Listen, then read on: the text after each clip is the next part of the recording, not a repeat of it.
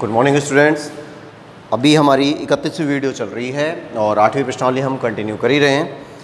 तो हमने कर लिए थे 7 तक सवाल और उसके बाद 9वां कर लिया था। अब हम 8वां क्वेश्चन कर रहे हैं। 8वां देखिए, पहले क्वेश्चन पढ़िए इसमें कि 25 मीटर ऊंचे एक स्तंभ के शीर्ष से, 25 मीटर ऊंचा एक स्तंभ है, ये 25 मीटर हो गया। एक स्तंभ 25 मीटर ऊंचे एक स्तंभ के शीर्ष से मतलब ये वाला हिस्सा है, शीर्ष से एक मीनार के शीर्ष का उन्नयन कोण। देखिए स्तंभ ये है, स्तंभ यानी खंभा होता है ना। अब कई जने यहीं कंफ्यूज हो जाते हैं और इसीलिए मैंने इस सवाल को छोड़ा था उस टाइम कि कुछ बातें समझानी पड़ती हैं कि खंभा है, बिजली का खंभा मान लीजिए, है ना, या ये अपने बड़े वाले खंभे जो लगे होते हैं हाई टेंशन वाले, ये मान सकते हैं। लेकिन जो मीनार होती है ना, वो इनसे ऊंची होती है। आपने देख लिया होगा कि मीनार के लिए पहले चबूतरा चाहिए होता है, फिर वो मीनार बनती है। तो मीनार जो होती है वो हमेशा, इसको थोड़ा सा और छोटा कर लेते हैं, मीनार जो होती है ना वो खंभे से बड़ी होती है। तो इस टाइप से ये तो खंभा हो गया, ये मीनार हो गई। अब क्वेश्चन क्या बोलता है कि एक मीनार के शीर्ष स्तंभ के शीर्ष से मीनार के शीर्ष का उन्नयन कोण, ये स्तंभ है, यहाँ से मीनार के शीर्ष का उन्नयन कोण। और दूसरी बात यहाँ से पता चल रही है कि इन दोनों में से बड़ा कौन है, कि अगर हम उन्नयन कोण की बात करते हैं, जैसे स्तंभ के शीर्ष से मीनार को देख रहे हैं और उन्नयन कोण बन रहा है, तो निश्चित तौर पे वो जो मीनार है वो कहाँ होगी, ऊपर होगी, है ना, इससे ऊपर होगी। फिर यहाँ से देखा गया तो इसकी जो दृष्टि रेखा है ये तो ये हो गई और क्षैतिज रेखा ये हो गई। इसके बीच में कोई कोण बनता है, उस कोण को हम थीटा मान लेते हैं। फिर कहता है कि स्तंभ के शीर्ष से मीनार के शीर्ष का उन्नयन कोण तथा मीनार के पाद का अवनमन कोण। यहाँ से मीनार के इस आधार को देखा, यहाँ देख लिया, तो इसका ये जो कोण बन रहा है ये ऊपर बन रहा है अवनमन कोण, नीचे बनेगा, ऊपर बन रहा है उन्नयन कोण और नीचे बन रहा है अवनमन कोण। तो आदमी तो यहीं खड़ा है इस जगह पर, तो उसकी जो क्षैतिज रेखा बन रही है वो तो ये बन रही है। जब वो आंखों को ऊपर करता है तो उन्नयन कोण ऊपर की तरफ बन जाता है, जब वो आंखों को नीचे करता है तो उन्नयन कोण नीचे की तरफ बन जाएगा। तो कोण तो इसी जगह पे बनेंगे दोनों, है ना, बात समझ में आ रही है। तो कोण इसी जगह पे बनेंगे, लेकिन ये जो जेड की आकृति बन रही है, ये नीचे वाली, इसकी बात कर रहा हूँ, ये नीचे वाली जो जेड की आकृति बन रही है, इसके अकॉर्डिंग ये और ये बराबर होंगे क्योंकि एकांतर कोण बन रहे हैं, है ना। अब हमें जो चाहिए होता है वो त्रिभुज चाहिए, और त्रिभुज भी कौन से चाहिए, समकोण त्रिभुज चाहिए। तो वैसे तो समकोण त्रिभुज 3 बन रहे हैं इसमें, पर हमें इसी तरह से अपनी सिचुएशन के अनुसार काम करना है। जैसे हमने ले लिया ABC ले लिया, DA ले लिया, EA ले लिया, ठीक है। तो एक त्रिभुज तो हमको ये लेके चलना है ABE, और एक त्रिभुज हमको लेके चलना है ये वाला, ठीक है। अब देखिए इसके लिए हम काम करते हैं पहले इसके लिए। अब इसमें कुछ दिया नहीं है, ना तो इसका मान दिया है, ना आधार का मान दिया है, कुछ भी नहीं दिया। यहाँ पर केवल एक स्तंभ की ऊंचाई दे दी। तो अब हम कुछ भी नहीं कर रहे हैं, मानना कुछ भी नहीं है, सीधा सीधा इसको हल कर दीजिए। जैसे इसको लेके चल रहे हैं कि त्रिभुज ABE में, त्रिभुज AB में इसमें लेके चल रहे हैं, तो जनरली tan थीटा का सूत्र लगा रहे हैं। और tan थीटा बराबर क्या आता है, क्योंकि देखिए लंब दिया हुआ है ना, और कर्ण के बारे में कोई लेना देना नहीं है। तो लंब और आधार बस दो ही चीज़ें चल रही हैं। तो लंब की जगह पर सीधा इसको देखते हैं, tan थीटा बराबर लंब बटा आधार। तो लंब की जगह पे AB और आधार की जगह पर BE, तो AB बटे BE, इसको समीकरण नंबर 1 मान लिया। इसी तरीके से अब इस पे आ जाएं कि त्रिभुज EDC में, तो त्रिभुज EDC में फिर वही tan थीटा, कि tan थीटा कोण समान है ना, ये दिया हुआ है कोण समान है, कोण समान है, इसीलिए मैंने इसको थीटा थीटा ले लिया, दोनों को सेम ले लिया। अब EDC में tan थीटा बराबर लंब बटा आधार, तो लंब ये आधार ये, तो लंब की जगह पर तो ED और आधार की जगह पर DC, इसमें मान रखिए। तो tan थीटा बराबर ED की जगह पर तो 25 मीटर और DC की जगह पर DC लिख लो, ऐसे ही ये नंबर 2 हो गया। अब देखिए ये जो समीकरण नंबर 1 आ रहा है उसमें LHS और LHS बराबर आ रहे हैं। जब LHS और LHS बराबर हैं तो RHS भी बराबर होंगे। तो हम यहाँ लिख देते हैं समीकरण 1 व समीकरण 2 से, समीकरण 1 और समीकरण 2 से। तो tan थीटा बराबर है, तो यहाँ पर क्या आया, ए बी बटे बी ई, ए बी बटा बी ई, है ना। और यहाँ से क्या आ गया, 25 बटे डी सी, ये बराबर हो गए। लेकिन अभी थोड़ा सा कन्फ्यूज़न है। क्या कन्फ्यूज़न है कि इसमें कटने लायक कोई भी चीज़ नहीं है। पर एक चीज़ गौर करिए, जैसे हमने बताया था कि भाई ये जो एक आकृति बन रही है यहाँ पर, अगर मैं इसको थोड़ा सा दूर बना देता, इस वाली लाइन को मैं यहाँ बना देता, है ना, तब तो ये आयत बन जाता। ये वाला जो 4 ये बन रहा है ना, चौखाना, ये आयत बन जाता। लेकिन मैंने अगर इसको पास में बना लिया तो ये वर्ग बन गया। अब ये चाहे आयत हो चाहे ये वर्ग हो, कोई फ़र्क नहीं पड़ता, आमने सामने की भुजाएं तो बराबर ही रहेंगी। अगर ये वर्ग बन रहा है तो चारों भुजाएं बराबर रहेंगी, सही है। और अगर ये आयत बन रहा है तो आमने सामने की भुजाएं रहेंगी। लेकिन हमें इन दोनों से कोई मतलब ही नहीं है, हमें तो केवल ये दोनों चाहिए। और चाहे ये वर्ग हो जब भी बराबर होगा, और आयत है जब भी बराबर होगा। तो बी ई का मान डी सी के बराबर है ना। तो यहाँ हम लिख देंगे, क्योंकि बी ई बराबर डी सी है, ये मान इसमें रख देंगे। तो A B upon D C लिख दो इसको, बी ई की जगह पर डी सी लिख दिया, और 25 बटा डी सी। अब इस डी सी से ये डी सी घट गया, तो क्या आया, ए बी बराबर 25 मीटर। ए बी क्या है, देखिए ए बी है ये वाला, तो ये 25 मीटर है ना। अगर ये 25 है, आमने सामने की भुजाएं बराबर है ना, तो ये 25 है, तो ये भी कितना होगा, ये भी 25 मीटर होगा। अब हमसे कहा गया है कि मीनार की ऊंचाई बताइए, तो मीनार की ऊंचाई कहाँ से निकलेगी, ए से लेकर सी तक बस, और टोटल कितना आ गया, 50। तो ए सी बराबर है ए बी प्लस बी सी।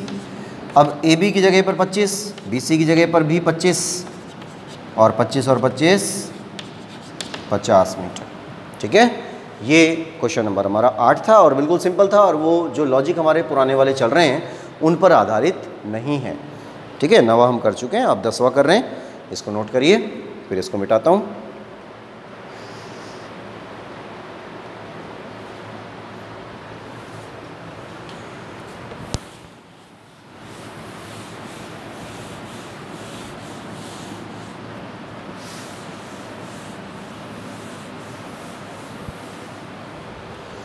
इसके बाद आ जाइए क्वेश्चन नंबर 10 पर।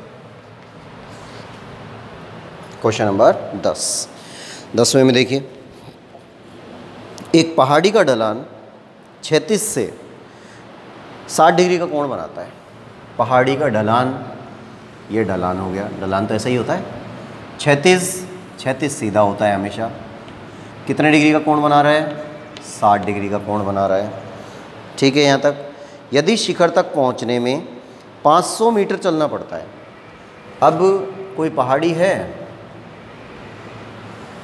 और उस तक हमें जाना है, ऊपर तक, तो हमें कितना चलना पड़ रहा है, 500 मीटर चलना पड़ रहा है। तो पहाड़ी की ऊंचाई ज्ञात करिए, पहाड़ी की ऊंचाई मतलब ये ज्ञात करनी है ना। अब समकोण त्रिभुज तो बन ही रहा है। अब समकोण त्रिभुज में ये कर्ण का मान दे रखा है और लंब का मान पूछ रहा है। तो लंब और कर्ण अगर है तो कौन सा बनता है, थीटा। अब बताइए, मैंने कई बार बता दिया आपको, ये साइन थीटा आएगा। तो सबसे पहले तो इसका नाम लिखेंगे ए बी सी, और इसको हम मान लेते हैं एच मीटर। इसको हमने एच मीटर मान लिया, और ये दिया ही हुआ है, तो इसमें लिखेंगे त्रिभुज ए बी सी में लंब का मान बराबर ए बी, और ए बी बराबर एच मीटर, ये माना गया है।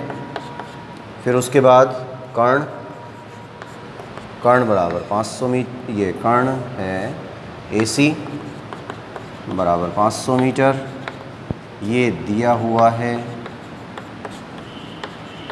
ठीक है, ये दे दिया। अब ये हो गए, और थीटा का मान दिया है 60 डिग्री, थीटा बराबर 60 डिग्री। तो क्या कंडीशन बनती है, टेन नहीं साइन, लंब बटा कर्ण आ रहा है ना, तो साइन थीटा बराबर लंब ए बी बटे ए सी, इसमें मान रखिए। तो साइन थीटा यानी साइन 60 डिग्री बराबर होता है ए बी की जगह पे एच, और ए सी की जगह पर 500, ठीक है। टेन 60 का मान कितना होता है, √3/2 बराबर एच बटे 500, ठीक है। अब इसका पक्षांतरण कर देंगे, और आंसर आ जाएगा। इसको इधर भेज देते हैं। देखिए ये 500 इधर आ रहा है ना, तो h बराबर 500√3 और बटे में 2। ये 500 यहाँ पे गुणा हुआ के तो 500√3 बटे में 2 हो जाएगा। इस 2 से इसको काट दिया तो h बराबर 250√3 मीटर। तो h का मान कितना आ जाएगा? 250√3 आ जाएगा। अब ये बात मैं आपको पहले बोल चुका हूँ कि आप यहाँ भी छोड़ सकते हैं, नहीं तो √3 का मान आप रख सकते हैं। √3 का मान आपको पता है 1.732 होता है, और जैसे इनको रख के और गुणा करते हैं तो भी हमारे पास एग्जैक्ट आंसर होगा। ठीक है, इसको नोट करिए। उसके बाद फिर हम आते हैं क्वेश्चन नंबर 11 पर। क्वेश्चन नंबर 11,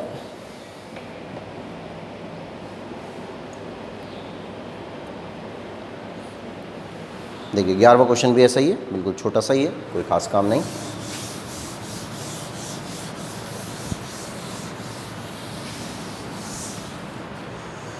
इसी टाइप में है ना, कोई बड़ा क्वेश्चन नहीं है।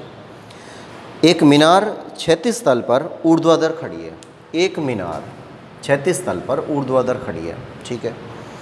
और यदि सूर्य का उन्नयन कोण 30 डिग्री का है, मतलब उन्नयन कोण का मतलब होता है ऊपर की तरफ देख रहे हैं आप, है ना। तो अगर हमने चित्र ऐसे बना लिया और कोई व्यक्ति सूर्य को देख रहा है तो कितने डिग्री का कोण बन रहा है? 30 डिग्री का। तो सूर्य का उन्नयन कोण 30 डिग्री। कई बच्चे क्या गड़बड़ कर देते हैं, वो ये सोचते हैं कि सूर्य तो ऊपर है ना, तो ऊपर से सूर्य देख रहा है और वो कोण को यहाँ बना देते हैं। जबकि मैंने आपको बताया था उन्नयन कोण का मतलब ऊपर देख रहे हैं और अवनमन कोण का मतलब नीचे देख रहे हैं। तो उन्नयन कोण जब भी आएगा नीचे से ऊपर की तरफ जाएगा वो, ठीक है। एक तो ये कंडीशन हो गई। उन्नयन कोण 30 डिग्री का है। मीनार की छाया की लंबाई 45 मीटर है। ये मीनार है, इसकी छाया पड़ रही है, छाया 45 मीटर की है, ये ठीक है।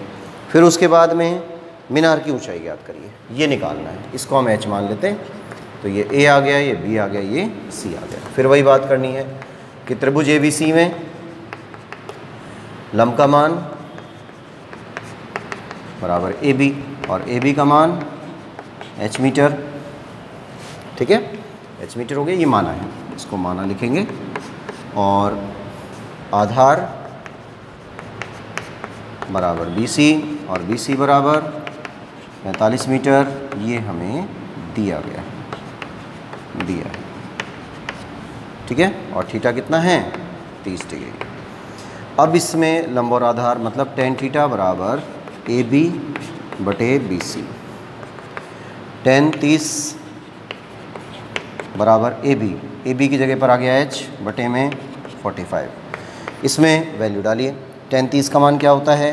1/√3 और h बटा 45 हो गया। 45 को इधर भेज दिया तो h बराबर 45/√3, सही है। यहाँ तक हो गया। अब यहाँ भी छोड़ सकते हैं, कोई दिक्कत नहीं है। लेकिन अभी एक क्वेश्चन आया था पिछले वीडियो पे, मैंने क्या बोला था कि अगर √3 या रूट की कोई भी संख्या, अगर रूट की कोई भी संख्या नीचे होती है तो हमारा टारगेट ये होना चाहिए कि हम इस रूट को यहाँ से हटा दें। और जब हम रूट को हटाएंगे तो एक ही काम करना है, और वो होता है जो संख्या यहाँ आई है ना, चाहे √2 आया है तो √2 से गुणा भाग कर देंगे, √3 आया है तो √3 से गुणा भाग कर देंगे, ठीक है।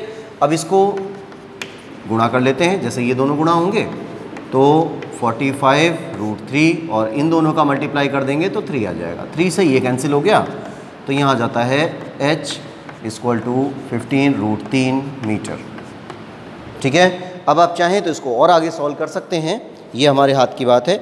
अगर हम चाहें तो इसको और कर सकते हैं, नहीं तो कोई दिक्कत नहीं है, इसको यहीं छोड़ दीजिए, ठीक है।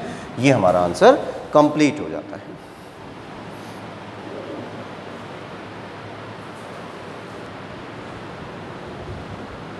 क्वेश्चन नंबर 12 देखिए।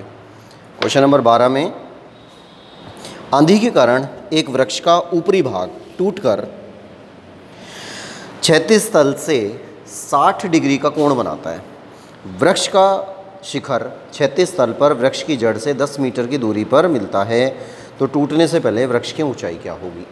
अब देखिए क्वेश्चन नंबर है ये 12, है ना। जैसे अब एक सिंपल सी कंडीशन हम लेते हैं कि भाई इस तरह का कोई वृक्ष था और ये वृक्ष टूट गया, तो आपको खूब अच्छी तरह पता है कि आपने वृक्ष टूटते हुए देखा है, यूँ गिरा तो ये बीच में से यहाँ से टूटा, फिर ये यूँ गिर गया ऐसे करके। तो अब ये इतना बड़ा वृक्ष वगैरह तो बनाने की ज़रूरत है नहीं हमको। हम क्या करते हैं कि हम ये मानते हैं कि भाई वृक्ष ये है सीधा। वृक्ष नॉर्मली सीधा नहीं होता है ना, टेढ़ा मेढ़ा भी हो सकता है, लेकिन अपन क्या मानेंगे इसको, बिल्कुल ऊर्ध्वाधर मानेंगे इस तरह का। अब ये वृक्ष टूट गया, आंधी आई बीच में से टूट गया, टूटने के बाद ये गिरेगा तो नीचे ही तो आएगा। तो ये वाला जो हिस्सा है ना, ये टूट के यूँ गिरा तो ये हिस्सा यूँ आ गया, ऐसे गिर गया, ठीक है। और ये आधार है ही, ज़मीन है, तो चित्र बन गया ये वाला। इसकी बात बाद में करेंगे, इसको अभी ऐसे ही रखा है मैंने, है ना। या इसको आप ऐसे कर लें कि इसको डैश डैश करके ऐसे रख लेते हैं कि भाई ये वाली जो दूरी है वो ऊपर की तरफ थी। उसके बाद अब देखिए क्या क्या चीज़ें हैं कि आंधी के कारण एक वृक्ष का ऊपरी भाग टूटकर क्षैतिज तल से 60 डिग्री का कोण बनाता है। क्षैतिज तल आपको खूब अच्छी तरह पता है, कल खूब समझाया है मैंने पिछले वीडियो में कि क्षैतिज तल जो होता है वो एक्स अक्ष की तरह होता है, तो यहाँ पर 60 डिग्री का कोण बनाता है। उसके बाद में वृक्ष का शिखर ये रहा, वृक्ष का शिखर है ना, सबसे ऊंचा जो क्षेत्र है वो शिखर कहलाता है। ये अभी यूँ था और जब ये टूट के यूँ गिरा तो जो ऊपर की तरफ था, जैसे ये उंगली को देखिए ऊपर की तरफ है ये, है ना। अब ये यहाँ से हमने यूँ झुकाई, ये गिरा ऐसे गिरा, तो ये जो उंगली है ना वो यहाँ आ रही है, मतलब टूट के नीचे ज़मीन पे टच हो गई। ज़मीन पे टच हो गई तो उस वृक्ष के आधार से इसकी दूरी कितनी आ गई, इसकी दूरी आ गई 10 मीटर, ठीक है। ये वृक्ष के आधार से 10 मीटर की दूरी पे गिरता है। टूटने से पहले वृक्ष की ऊंचाई बताइए, मतलब पूरी ऊंचाई बतानी है हमको, ये वाली। तो हम क्या निकालते हैं, त्रिभुज चाहिए हमें, तो समकोण त्रिभुज। तो समकोण त्रिभुज हमारे पास आ रहा है ABC। इस ABC में पहले तो हम लंब का मान निकालेंगे, है ना। भाई आधार दिया हुआ है तो लंब और आधार tan थीटा वाला लगा देंगे। उसके बाद हमें कर्ण भी तो चाहिए, कर्ण चाहिए ना। क्यों चाहिए कर्ण, क्योंकि कर्ण अगर आ जाएगा तो इस कर्ण को हम सीधा कर देंगे, तो कर्ण ये रहा, लंब ये रहा, दोनों जुड़ जाएंगे और वृक्ष की टोटल ऊंचाई आ जाएगी, ठीक है। इस बिंदु को हम D मान लेते हैं, इधर वाले को। तो यहाँ से काम करना शुरू करिए इस त्रिभुज में, कि त्रिभुज ABC में, त्रिभुज ABC में ये इसको H मीटर मान लेते हैं, इसको X मीटर मान लिया जाएगा बाद में। तो त्रिभुज ABC में लंब का मान, लंब बराबर AB और AB बराबर क्या है H मीटर, ये माना गया है। फिर आधार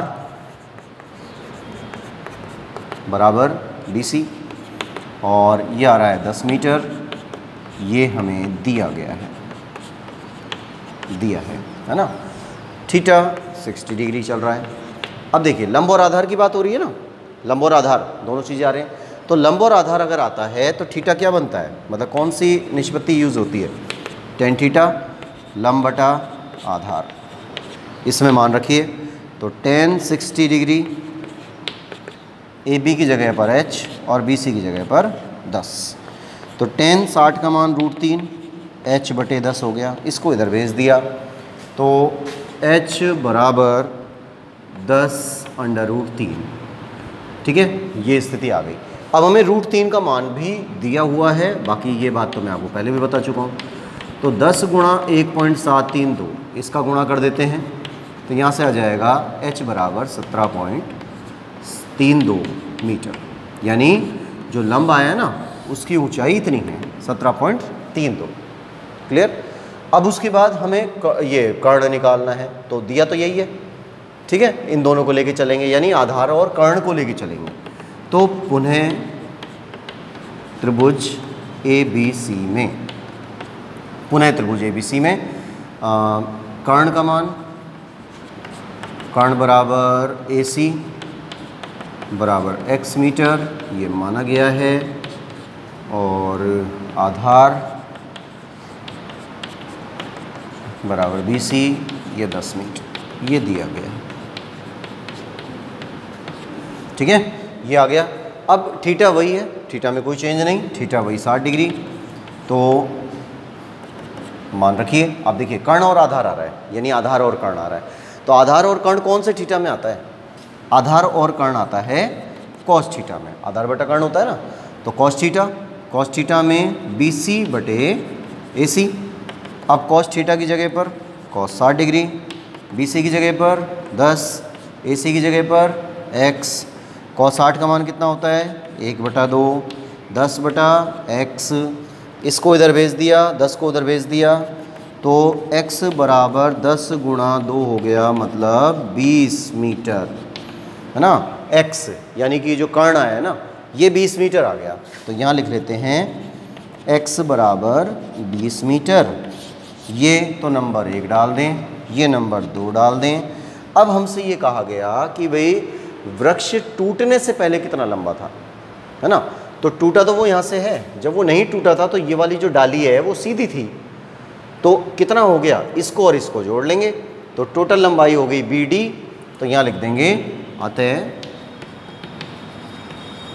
वृक्ष की कुल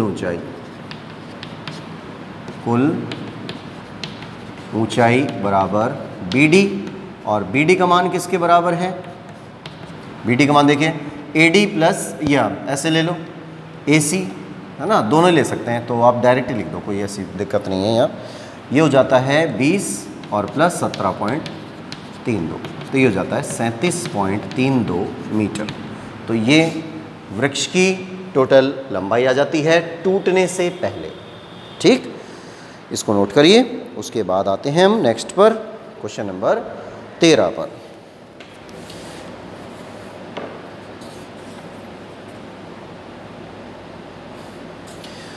क्वेश्चन नंबर 13 देखें।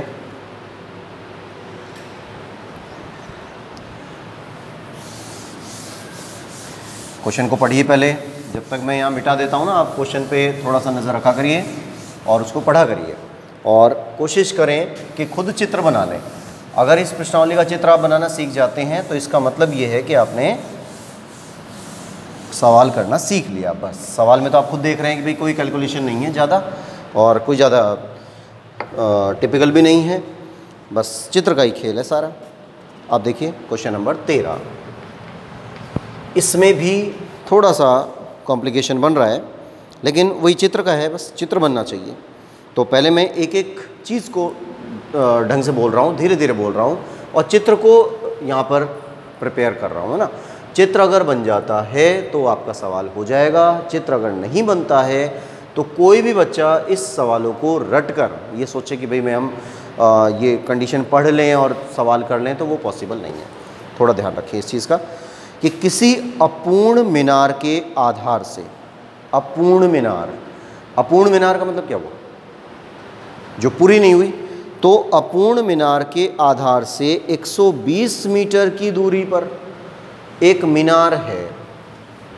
ठीक है, एक मीनार है और वो मीनार आधी है, पूर्ण नहीं हुई, पूरी नहीं हुई अभी। तो इस मीनार के आधार से 120 मीटर की दूरी पर कोई बिंदु है।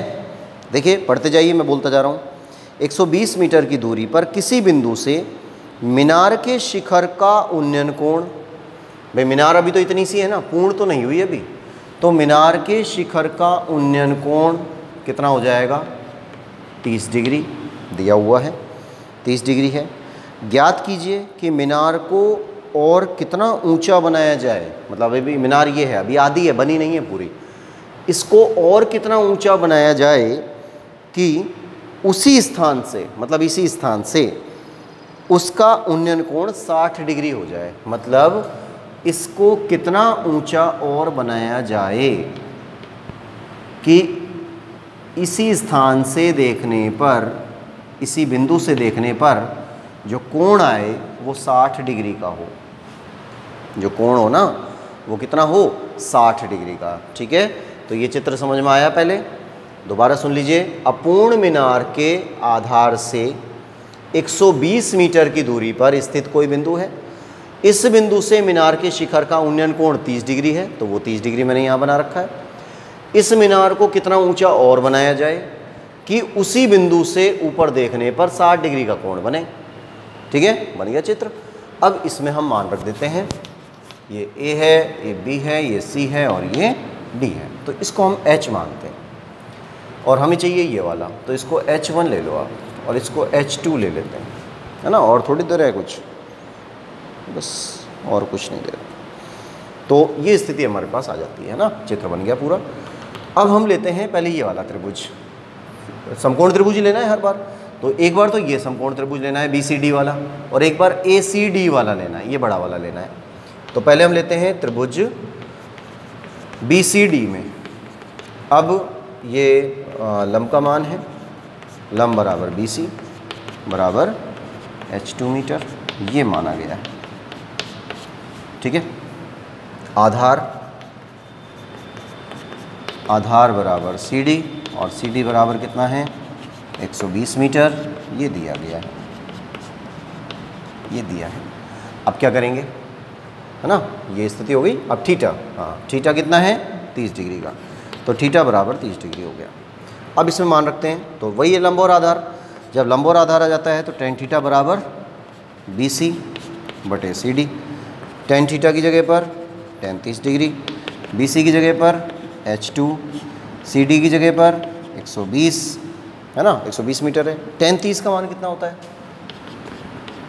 1/√3, और h2 बटे 120, इसको हटा के इधर भेज देते हैं, तो h2 बराबर 120 बटे √3 मीटर। अभी सॉल्व नहीं करते इसको, अभी इसको यहीं छोड़ देते हैं, और ये बन गया समीकरण नंबर 1, है ना। ये नहीं, अभी मैंने आपको एक चीज़ बताई थी कि भाई √3 नीचे नहीं आना चाहिए, तो उसको आप गुणा भाग करते हैं, तो ये काम भी करेंगे, अभी आगे करेंगे। अब इसको यहीं छोड़ते हैं, आगे देखते हैं कंडीशन क्या आती है। अब आते हैं हम बड़े वाले त्रिभुज पर कि ACD पे। तो त्रिभुज ACD में, अब ACD में देखिए क्या क्या चीज़ें आ रही हैं। लंब तो ये बन रहा है पूरा, तो लंब क्या बना, A से लेकर C तक लंब है AC, और AC का मान क्या होगा h1 + h2 मीटर, यही आएगा ना भाई। यहाँ से लेकर यहाँ तक तो h1 तो इसको मान रखा है, h2 इसको मान रखा है। हालांकि h2 का मान हमारे पास आ चुका है, लेकिन अभी मत रखिए उसको, लास्ट में रख देंगे। अभी यहाँ करेंगे तो कैलकुलेशन थोड़ी सी बड़ी हो जाएगी। उसके बाद है आधार। आधार क्या हो जाता है, आधार तो सेम है भाई दोनों त्रिभुजों का, इस त्रिभुज का भी और बड़े वाले त्रिभुज का भी आधार सेम है। तो आधार की जगह पर CD, और CD का मान कितना है 120 मीटर। ठीक है, और बड़े वाले त्रिभुज के लिए कोण कितना बन रहा है, बड़े वाले त्रिभुज के लिए 60 डिग्री। अब इसमें लंब और आधार है, वही चीज़ है tan थीटा, तो AC/CD इसमें मान रख दें, तो tan 60 बराबर AC की जगह पर h1 + h2 बटे में 120। tan 60 का मान क्या है √3, h1 + h2 है बटे 120 है। सही है, कोई दिक्कत नहीं है यहाँ तक, केवल हमने नॉर्मल वैल्यूज़ रखी हैं। अब इस 120 को यहाँ पक्षांतरण कर देंगे, तो 120 जब इधर आ जाता है तो ये बनता है h1 + h2 बराबर 120√3। इसको इधर भेज दिया तो 120√3 हो गया, h1 और h2 चल रहा है। ये हो गया समीकरण नंबर 2। ठीक है, ये बन गया समीकरण नंबर 2 बन गया। अब इस समीकरण नंबर 2 में समीकरण 1 से वैल्यू डाल देते हैं, तो यहाँ लिखते हैं समीकरण 2 में समीकरण 1 से मान रखने पर,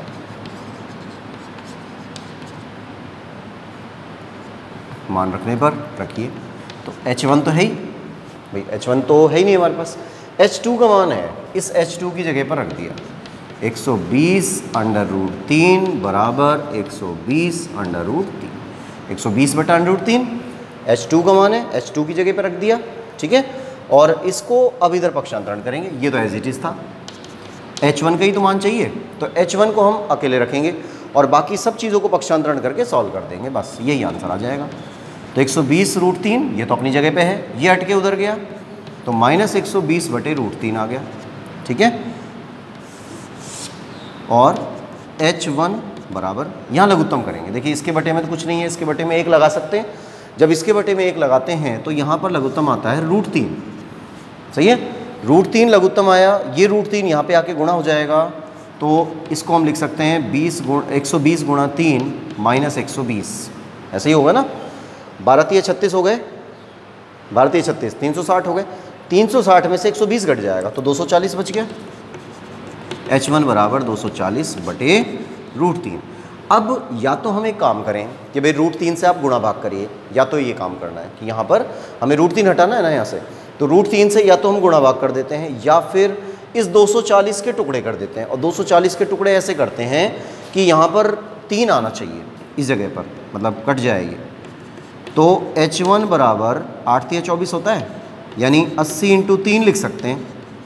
सही है, देखो ध्यान से, भाई 240 है, 240 को हम 80 × 3 लिख देंगे तो वही 240 से तो आएगा। अब क्या करते हैं, ये जो √3 है इससे इसको काट देते हैं, है ना। तो √3 से जब 3 कटेगा तो यहाँ पर आएगा 80√3। सही है।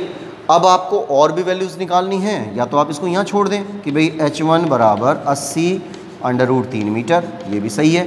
और या फिर और आगे चाहिए तो 80 × 1.732 इनका गुणा कर लेंगे और आंसर आ जाएगा। ठीक है, तो हमें H1 का ही मान चाहिए, और H1 यही है कि कितना ऊंचा उठाया जाए। तो इसका आंसर होगा मीनार को 80√3 मीटर उठाया जाए, √3 का मान रख देंगे और उससे हमें ये पता चल जाएगा कि टोटल इसकी लंबाई कितनी रहेगी। ठीक है, इसको लिखिए। फिर नेक्स्ट क्वेश्चन पे आते हैं, क्वेश्चन नंबर 14 पर। चलिए, नेक्स्ट क्वेश्चन हम अगले वीडियो पे ही कर पाएंगे, टाइमिंग समाप्त हो गई है, वीडियो स्किप होगा।